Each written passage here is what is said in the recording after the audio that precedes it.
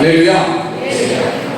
இன்னைக்கு யோவான் எழுதின சுவிசேஷத்திலே 11வது அதிகாரத்திலே 33, 34 வசனத்தை நாம் வாசிக்க கேட்போம். அழுகிறதையும்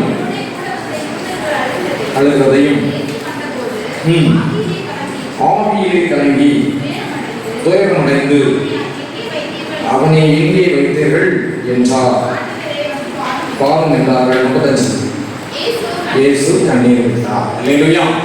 இன்னைக்கு உள்ள செய்தியுடைய தலையங்கம் அழுதார்கள் பெற்றுக்கொண்டார்கள் அப்படி சொல்லக்கூடிய ஒரு தேவ செய்தியுடைய தலையங்கம். நாம் அழுதா நம்ம பெற்றுக்கொள்ளலாம். நாம் கூட தேவனுடைய சமுதிரம் அழுதனை ஆசீர்வாதம் நாம் பெற்றிருக்கிறோம். அழுகை என்பது ஒரு எமோஷன், ஒரு நம்முடைய உள்ளத்தில் ஒரு கிளர்ச்சி உண்டாகும் போது நம்ம ஆனந்த கண்ணீர் விடுவோம்.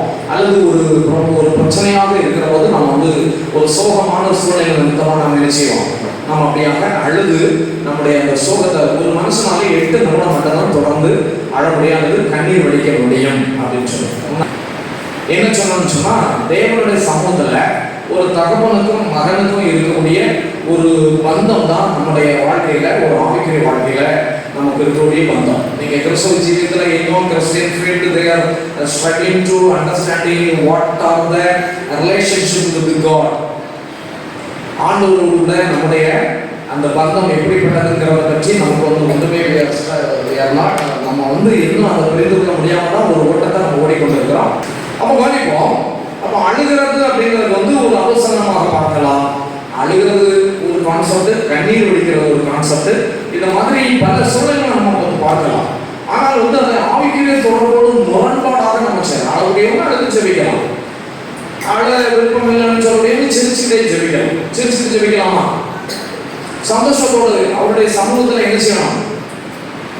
சந்தோஷப்பட்டு கடி கூறுங்கள் அப்படின்னு சொல்லிலாம் கர்த்தர் சொல்லியிருக்கிறார். அவருடைய சமூகத்துல நமக்கு ஆனந்தமான நேரம் என்று சொல்றார். அந்நாள் தேவனுடைய சமூகத்திலே அழுதார்கள். அப்ப அந்நாளுடைய குழந்தை இல்லை அப்படிங்கிறதுக்காக அழுதார்களா, அல்லது அந்நாள் தன்னுடைய சூழ்நிலை நிமித்தமாக அழுதார்களா அப்படி நம்ம கருதலாம். அவங்களுடைய சூழ்நிலை நிமித்தமாக அழுதார்கள் சொல்லி வைக்கலாம். சிந்தனை இல்லையா? அவங்களுக்கு சொல்றோம், அவங்க அழகுன்னு சொல்லி தோணுச்சு, அதனால அழுதாங்க அப்படின்னு சொல்லி நம்ம கருத்து சொல்லலாம்.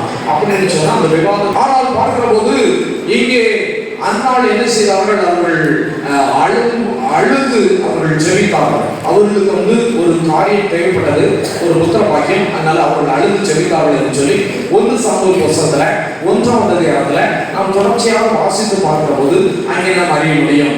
அந்த மனுஷனுக்கு 2 பிள்ளைகள், 2 மனைவிகள் இருந்தார்கள். அதிலே ஒருத்தி பேரு அந்நாள், இன்னொருத்தி பேரு பெண்ணினாள் என்று சொல்லி. பெண்ணினாளுக்கு புத்திர பாக்கியம் இருந்தது, அந்நாளுக்கோ புத்திர பாக்கியம் இல்லை. ஆகையினால அவள் அந்த ஒரு அவர்களுடைய ஆலயத்திற்கு அவர்கள் ஜெபிக்கிற அந்த அவங்க ஒரு வருடத்திற்கு ஒரு முறை சென்று அங்கே கூடி வருகிற அந்த நிகழ்ச்சியில அந்த பெண்ணின் நாடுகளை மனம் கொண்டுபடும்படியாக அவள் சொல்லுவாள். அப்பொழுது அந்நாள் என்ன செய்வாள்? அவள் போய் அழுது கொண்டிருப்பாள். அவளுடைய புருஷன் நான் 10 குமாரர்களுக்கும் அதிகமானவன் அல்லவோ என்று சொன்னாலும் அவள் மனம் கசந்து போய் தேவனுடைய சமூகத்தில் போய் அவள் அந்த 1 சாமுவேல் புத்தகத்துல 1வது அதிகாரத்துல 11வது வசனத்தை நாம் பார்க்கிற போது அங்கே அந்நாள் போய் தேவனுடைய ஆலயத்திலே அவள் பொருத்தனை பண்ணி ஜெபித்த அந்த காரியத்தை குறித்து சொல்லப்பட்டிருக்கிறது. தேவரே வாசிக்கலாம். சேனைகளின் கர்த்தாவே, தேவரே உம்முடைய அடியாளுடைய செம்மையை கண்ணோக்கி பார்த்து மறவாமல் நினைத்தருளி உமது அடியானுக்கு ஒரு ஆண் பிள்ளையை தந்தால் அவர் உயிரோடு இருக்கும் சகல நாட்களும் நான் அவனை கர்த்தருக்கென்று ஒப்புக் கொடுப்பேன். அவன் தலையின் மேல் சவரன் கட்டி படுவதில்லை என்று ஒரு பொருத்தனை பண்ணி கொண்டாள். ஏழு தேவனுடைய ஊழியக்காரன், அந்த சமூகம் நமக்கு நிறைய தெரியும், ஆனால் நமக்கு சீக்கிரமா அதில் கடந்து போகலாம். தேவனுடைய ஊழியக்காரன் அங்கே சொல்ற அந்நாள் அங்கே அழுது ஜெபித்தாள், சத்தமா என்ன செய்யல கேட்கப்படவில்லை அப்படின்னு சொல்லி. இப்போ பரிசைக்கு பிள்ளைகள் படிக்கிறாங்கன்னு சொன்னா என்ன செய்வாங்க? பல விதங்களிலே அவங்க படிக்கிறத நம்ம பார்க்க முடியும். சில மட்டும் பிள்ளைகள் படிப்பாங்க, சில பிள்ளைகள் அமைதியாக படிப்பாங்க. ஒவ்வொருத்தருக்கும் ஒவ்வொரு வியூ அப்படி மாதிரி நம்ம ஒரு கான்செப்ட் படி சொன்னால் அவங்களுடைய தரிசனம் வேற இருக்கும். அதனால நம்ம ஒரே முறையில் அவங்க படிக்க சொல்லி நம்ம வற்புறுத்தக்கூடாது. அவங்க எப்படி புரியுதோ அப்படி படிக்க சொல்லி நம்ம விட்டு விடலாம். சரி, இவன் அந்நாள் அமைதியாக ஜெபித்தாள். ஏறி தேவனுடைய உலகம் அவர்களை கூர்ந்து கவனித்துக் கொண்டிருந்தான். அப்பொழுது அங்கே அவர் சொன்னார், நீ உன் குடியை உன்னை விட்டு விலக்கு, எதுவரைக்கும் நீ வெறித்திருப்பாய் அப்படின்னு சொல்லி அவரிடத்துல கேட்ட உடனே அவர் சொன்னார், ஐயா, நான் மதுபானமோ திராட்சரசமோ நான் அருந்தவில்லை. நான் என்ன செய்கிறேன், நான் ஒரு மன கிளேசம் உள்ள ஒரு செய்தி. ஆகையால் என் தேவனுடைய சமூகத்திலே என்னுடைய இருதயத்தை நான் ஊற்றி விட்டேன் என்று சொல்லி அவள் சொன்னாள் என்று சொல்லிப்பார். அப்பொழுது அவள் மேலே மனதுருகி, அந்த தேவனுடைய உடையக்கார மகளே, நீ தேவனாகி கர்த்தரிடத்தில் வேண்டிக் கொண்டதன்படி உனக்கு செய்வார் என்று சொல்லி சொல்கிறார். அப்புறம் அவள் துக்கமுகமாக இருக்கவில்லை. அங்கே சில காலம் சென்ற பிற்பாடு ஒரு கற்பம் தரித்து ஒரு குமாரனை பெற்றெடுத்து தேவனிடத்தில் இவனை கேட்டு பெற்றுக்கொண்டேன் என்று சொல்லி அவனுக்கு சாமுவேல் என்று பெயரிட்டாள். அங்கே தேவனுடைய சமூகத்திலே அவள் வருகிற போது அவனுக்கு ஒரு சின்ன சட்டையை தச்சு ஒரு சொல்றான், அவனை தேவனுடைய சமூகத்திலே கொண்டு வந்து விட்டாள். இந்த இடத்திலே அவனுக்காக நான் ஜெபித்தேன், இதோ அவனை தேவ சமூகத்திலே கேட்டுக்கொண்டதன் பிரகாரம் விட்டு விடுகிறேன் என்று சொல்லி அங்கே சாமுவேல் இஸ்ரவேல் தீர்க்கதரிசிகளிலே முதன்மையான ஒரு பெரிய தீர்க்கதரிசியாக அவன் வளர்ந்தான். அவனுடைய பெயர் பிரசாபம் ஆயிற்று என்று சொல்லி அங்கே சொல்லப்பட்டிருக்கிறதை நாம் காண முடியும். சொல்றோம். அப்போ அழுது பெற்றுக்கொண்ட அந்த அனுபவத்தை குறித்து நாம் அதில் பார்க்கலாம். காடுகளில் பல நாடுகளில் என் ஜனம் செய்தவண்டு சாகுவதா, காடுகளில் பல நாடுகளில் என் ஜனம் செய்தவண்டு சாகுவதா, பாடுபட்டே அதற்காகவுமே தேடுவாயாரே பாடுகளை, பாடுபட்டே அதற்காகவுமே தேடுவாயாரே பாடுகளை, மந்தையில் சேரா ஆடுகளே எங்கிலும் தோடா தோழி உண்டே, எந்தையில்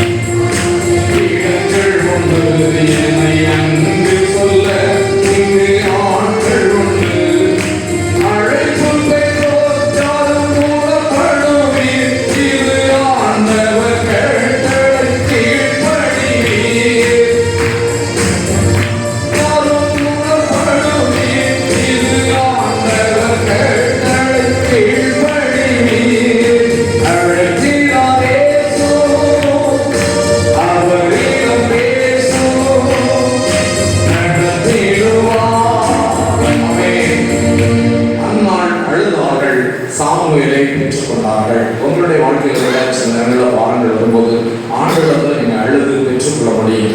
அது ஆண்டவரிடத்தில் மட்டும்தான் நம்ம அழணும். எங்கேயுமே வாழ்க்கையில என்ன செய்யக்கூடாது, மனுஷன் முன்னால நம்ம அழக்கூடாது. அது நம்ம ஆண்டவருடைய பிள்ளைகள் என்கிற ஒரு அங்கீகாரத்தை பெற்ற பிற்பாடு என்ன செய்யக்கூடாது, நம்ம மனுஷன் நம்ம அழகும் போது சங்கடம் இருக்காது. இந்த குறைய ஒரு கடலை மொழி முடிச்சுட்டு நிற்கிறத பாரு சரி சொல்லலாம். ஆனால் அழ மட்டும் கூடாது. எது வேணாலும் நம்ம செய்யலாம். நம்மகிட்ட தான் 18 வகையான நடுவுகள் நம்மகிட்ட தான் உண்டு, அதெல்லாம் செய்யலாம். அழக்கூடாது. தேவ பிள்ளைகள் ஆண்டவரோட சமூகத்தில் மட்டும்தான் என்ன செய்யலாம். ஒரு சூழ்நிலை நாம் அழலாம். அந்த அழுகைக்கு நிச்சயமாக பதில் கிடைக்கும். ஆவியானவர்கள் பேசுவார் என்பதை சந்தேகமில்லை. இரண்டாவதாக ஆகார் அழுதார்கள். ஆதியாகம புத்தகத்திலே 21ஆம் அதிகாரத்திலே 16வது வசனம், பிள்ளை சாகிறதை நான் பார்க்க மாட்டேன் என்று கோபத்திலே அழுதாள். அல்லேலூயா. வெளிநாட்டில் ஆகார் இருக்கும்போது அந்த வந்ததான அந்த ஊற்று என்ன இருக்குது ஐயா அப்படின்னு சொல்றாங்களா?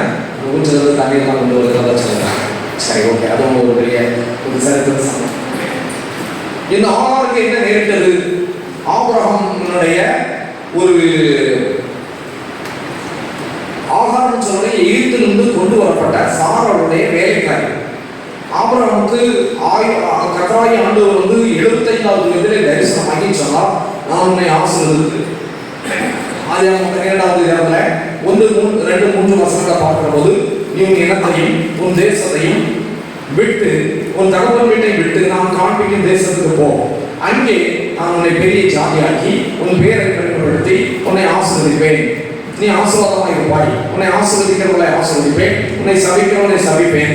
உங்களுடைய வம்சங்களெல்லாம் உங்களுக்குள் ஆசீர்வதிக்கப்பட்டிருக்கும் என்று சொல்லி ஆண்டவனை 7 வகையான ஆசீர்வாதத்தினால் ஆசீர்வதித்தார். ஆபிரகாம் தான் புறப்பட்டு போகிற தேசம் எது என்று சொல்லி தெரியாமலே அவன் கர்த்தர் அனுப்பின இடத்துக்கு அவர் புறப்பட்டு போனான். அங்கே 75 வயதுல சொன்னார், நான் உன்னை பெரிய ஜாதியாக்குவேன்னு சொல்லி. ஆனால் சுமார் 87 வயது வரைக்கும் அது நடக்கிற. அது ஒரு சோதனைக்கான ஒரு காரணம். அதாவது ஒரு வேத வல்லுநர் சொல்லும் போது, தம்மோடு பேசுகிறவர் ஆண்டவர் தானா என்று சொல்லி அவர் ஒரு சந்தேகத்தோட அல்லது அவர் ஒரு குழப்பத்தோட இருந்தார் என்று சொல்லி ஒருவர் சொல்லுகிறார். சோதரம் அதுக்கு அடுத்தபடியாக ஒரு சம்பவத்துல கூட நாம் ஆபிரகாமுக்கு ஈசாக்கு பிறக்கிறார். ஈசாக்கு இடத்துல கர்த்தர் பேசுகிறார், அவனுடைய ஏக சிந்தனை எனக்காக தகன பலியிடு நான் குறிப்பிட்டிருக்கிற அந்த ஒரு மனைவியை போயின்னு சொல்லி.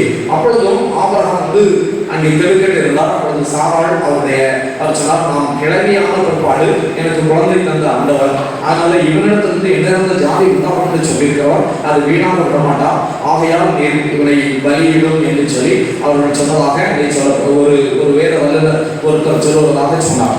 பார்க்கும்போது இங்கே ஆபிரகாமுக்கு தன்னுடைய 87வது வயதிலே அவருடைய மனைவியாக சாராள் சொல்கிறாள், நீர் இந்த எகிப்திலிருந்து நம்முடைய வீட்டிலே எனக்கு வந்திருக்கிறதான இந்த அடிமை பெண்ணாகிய ஆகாரோடு கூட சேரும், அவளுடைய என்னுடைய வீடு கட்டப்படட்டும். அப்போ முதல்ல அந்த அம்மா என்ன செய்யறாங்க, கற்பம் தெரிவிக்கிறாங்க. கற்பம் தெரிவிச்ச உடனே தன்னுடைய நாச்சியாரை அவள் அப்பமாக எண்ணினாள். அதனால அவளுக்கு கடுமையாக நடக்கும் போது அவள் அந்த இடத்தை விட்டு புறப்பட்டு போனாள். அப்பொழுது கர்த்தர் அவளோடு பேசி, கர்த்தருடைய தூதனர் பேசி, நீ திரும்ப உன்னுடைய நாச்சியாரைக்கு போய் அடங்கி இருந்து சொல்கிறார். பின்பு இஸ்மாயில் பிறக்கிறார். இஸ்மாயில் பிறந்த பிற்பாடு இஸ்மாயிலுக்கு சுமார் 12 வயது ஆகிற போது யார் பிறந்தார்? ஈசாக்கு பிறந்தார். அப்ப ஈசாக்கு வளர்ந்து வருகிறார். ஈசாக்கு வளர்ந்து வருகிற பருவத்தில் இஸ்மாயில் பெரிய பையன், ஒரு வாலிப பையன் மாதிரி வைத்துக் கொள்வேன், கொஞ்சம் வளர்ந்துச்சார். ஆகையினால இப்பொழுது என்ன சொன்னா, அந்த இஸ்மாயிலும் ஈசாக்கும் சுதந்திரமா அங்க விளையாடி கொண்டிருக்கிறான். எப்படி கூப்பிட்டான் அப்படின்னு சொன்னா, கிழவிக்க மகனேன்னு சொல்லி கூப்பிட்டாங்க. ஏன்னா சாராய் குழந்தை பெறும்போது அவங்களுக்கு 90 வயது. அப்போ அவங்க ஒரு பாட்டி பல்லெல்லாம் விழுந்திருக்கும், அவங்க இடத்துல போட்டா கூட வாயை எப்படி செய்யும், வெறும் வாயாதான் அசையும், அப்படி மாதிரி வயசானவங்களுக்கு இருக்கும். அதனால கிழவிக்கு மகன் பிறந்திருக்கிறான்னு சொல்லி ஊரா பரியாசம் பண்ணது போல இந்த இஸ்மாயிலும் பரியாசம். அதனால அவங்க விசனம் கொண்டு இனிமேல் இவன் அந்த வீட்டில் வச்சிருக்க கூடாதுன்னு சொல்லி ஆபிரகாம் சொல்லுறாங்க. ஆபிரகாம் எழுந்து என்ன செய்யறாங்க, ஒரு தூரத்தி தண்ணீர் கொஞ்சம் அப்பமும் கொடுத்து ஆபிரகாமையும் இஸ்மாயிலையும் வீட்டை விட்டு துரத்தி அனுப்புகிறார். அப்படியே தண்ணீர் தீர்ந்த பிற்பாடு அவள் அங்கே போய் அந்த வனாந்தரத்தில் நின்று கொண்டு பிள்ளை சாகிறதை நான் பார்க்க விரும்பவில்லை என்று சொல்லி அவள் கர்த்தரை நோக்கி அவள் அங்கு தூரம் போய் இருந்து கொண்டு அவள் அழுதாள் என்று சொல்லி சொல்லப்படுறார். கர்த்தர் பிள்ளையினுடைய சத்தத்தை கேட்டார். சத்தத்தை கேட்டு சுதரம் அந்த இடத்துல ஒரு சிறப்பு நீரூற்றை அவர்களுக்கு கட்டளையிட்டார். அவர்கள் அந்த தண்ணீரை பருகி துருத்தியில நிறத்து அவள் கையை பிடித்துக் கொண்டு நடந்தாள். அவன் வனாந்தரத்தில் வில்வித்தைக்காரனாக இருந்தான். அந்த அவனை ஒரு பெரிய சாதியாக என்று சொல்லி சொன்னார். எங்கெல்லாம் அந்த இனம் அது இருக்கிறதை நாம் காண முடியும். ஆக ஆகாருடைய கண்ணீரை கண்டார். ஒரு பாடல் வரிகள் சொல்கிறது, ஆகாரை கண்ணீரை கண்ட என் தேவன் என் கண்ணீர் காணுமையா, ஆகாரின் சத்தத்தை கேட்ட என் தேவன் என் சத்தம் கேளுமையா. பாருங்கள், ஆகாருடைய கண்ணீரை கண்டார். உங்களுடைய கண்ணீரை நேசிவார். ஆண்டவர் காண்கிறவராக இருக்கிறார். நம்முடைய வாழ்க்கையில நம்ம சொந்த பந்தங்கள்ல போய் நம்ம அழுவோம். கர்த்தர் மேலும் பாரத்தை வைத்து விடு, அவர் உன்னை ஆதரிப்பார், நீதிமானை ஒருபோது தள்ளாட விட மாட்டார் என்று சொல்லி நம்முடைய பாரங்களை நம்முடைய கண்ணீரை என்ன செய்வோம், நம்முடைய பக்கத்தில் உள்ளவங்கள்ட்ட நம்ம போய் சொல்லுவோம், நமக்கு உறவினர்களிடத்தில் நம்ம சொல்லுவோம். ஆனால் அது ஒரு பெரிய பூகம்பமாக என்ன செய்யும், அது வரும் நிலையிலே இன்னொரு சந்தர்ப்பம் கர்த்தர்கள் தான் நம்முடைய பாரம் வைக்கணும். ஒரு பெரிய ட்ரெயின் போயிட்டு இருந்துச்சு, பயங்கரமான கூட்டம். ஒரு மனுஷன் ஒரு பெரிய பொதியில தன்னுடைய தோல்ல அப்படியே ஓட்டுக்கிட்டு ஒரு பை, பெரிய பை, வெயிட்ஸ்னா பயங்கர வெயிட்ஸ். அதை கொண்டு அவன் ஏறுகிறான். ஃபுட்பாலில் தொங்க முடியல, தொங்கி எடுத்து கடைசியாக உள்ள போயிட்டான். உள்ள போனாலும் வெயிட் கீழே வைக்க முடியல, அப்படியே பார்த்தான். அங்கே ஒரு சின்ன அதாவது ஒன்று தெரிஞ்சது, அதுக்கு மேலே பிடிச்சி அவன் கெட்டி அதை தொங்க விடலாம். எதுக்கு மேலே? அலாரம் செய்யுக்கு மேலே பிடிச்சி உடனடியாக ட்ரெயின் கொஞ்ச நேரத்தில் போய் நின்று அங்கிருந்து ஓடி வருதுறாங்க. யார் பிடிச்சிருந்து ஜன்னலி பிடிச்சிருந்துன்னு சொன்னால் அங்கே ஒரு பெரிய கொதியை தொந்து போடுறது. அவனுக்கு ஃபைன் போட்டாங்க. அப்போ நம்முடைய பாரங்களை வைக்கக்கூடாத இடத்துல நம்ம வச்சா என்ன உண்டாகும்? நமக்கு ஆபத்து உண்டாகும். கர்த்தர் மேல் ஒரு பாரத்தை வைத்திருக்கிறார். பள்ளி பிள்ளைகள் நீங்கள் தேவனோடு ஜெபிக்கலாம். ஜெபிக்கும் போது ஒரு பாரத்தை என்ன செய்யலாம்? ஆண்டவரிடத்தில் சொல்லலாம். ஆண்டவரே, என்னிடத்துல தாளந்து இல்லை, என்னிடத்துல பணம் இல்லை என்று சொல்லி கர்த்தருடைய சமூகத்திலே அப்படியாக சொல்லி அடுத்தபடியாக பார்க்கிற போது எசேக்கியா ராஜாவுடைய ஜெபம் அல்லது அவருடைய கண்ணீர். எசேக்கியா ராஜா கண்ணீர் விட்ட 2 ராஜாக்கள் புத்தகத்திலே 20 நேரத்திலே நான் பார்க்கிற போது அந்த நாட்டிலே எசேக்கியா வியாதிப்பட்டு மரணத்துக்கு ஏதுவா இருந்தான். அதனால ஏசாயா தீர்க்கதரிசி அவனிடத்தில் வந்து, இந்த வியாதி மரணத்துக்கு ஏதுவா இருக்கிறது, இது மரித்து போய் உங்களுடைய வீட்டு காரியத்தை ஒழுங்குபடுத்தும் என்று சொல்லி சொல்லலாம். அப்பொழுது எசேக்கியா ராஜா, ஆண்டவரே, நான் உமக்கு முன்பாக உண்மையும் உத்தமமாய் இருந்தேன் என்பதை நினைத்தருளும் என்று சொல்லி எசேக்கியா மிகவும் அவன் அழுதான் என்று சொல்லி சொல்லப்பட்டிருக்கிறது. கர்த்தர் அவருடைய சத்தத்தை கேட்டார்.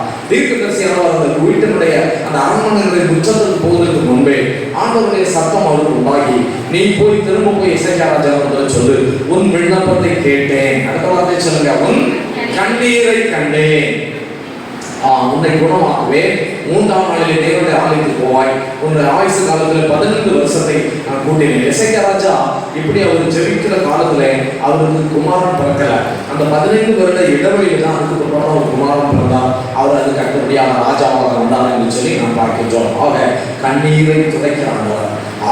சொல்றோம். ஒரு பாடலுடைய வரிகள் சொல்லுவது, அநாதையாய் அலைந்தே நான் திரிந்தேன் ஐயா, அநாதையாய் அலைந்தே நான் திரிந்தேன் ஐயா, அழாதே என்று சொல்லி அணைத்தீரையா, அழாதே என்று சொல்லி அணைத்தீரையா, அப்பா உமக்கு நன்றி,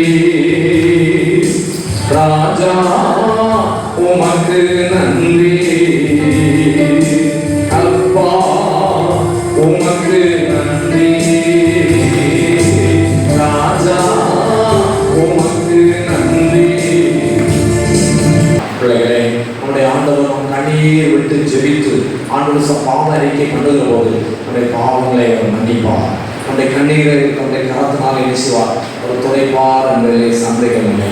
அடுத்தபடியாக பார்க்கிற போது நெகேமியாவை குறித்து வேதத்திலே நாம் பார்க்கிறோம். நெகேமியாவின் புத்தகத்தை திருப்பிக் கொள்வோம். அந்த நெகேமியாவின் புத்தகத்திலே பார்க்கும்போது அவர்கள் தேவனுக்கு கீழ்ப்படியாதபடிக்கு இஸ்ரவேல் ஜனங்கள் வாழ்ந்தது நிமித்தமாக அவர்களை சிறைப்பிடித்து கொண்டு போய் பாபிலோனிலே அவர்களை சிறை வைத்தார்கள்.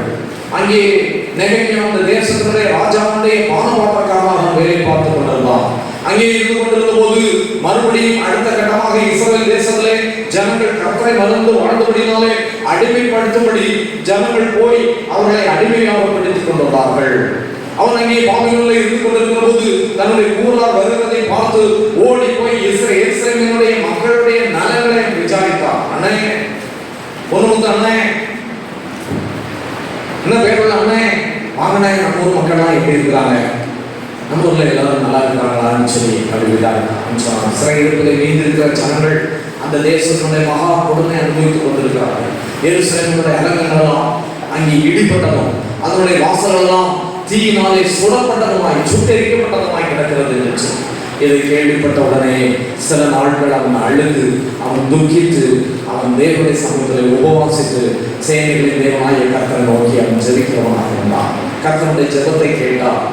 ஜெபத்தை கேட்டு அவனுக்கு பதில் கொடுத்தார். ராஜாவுக்கு அனுமதி கிடைத்தது.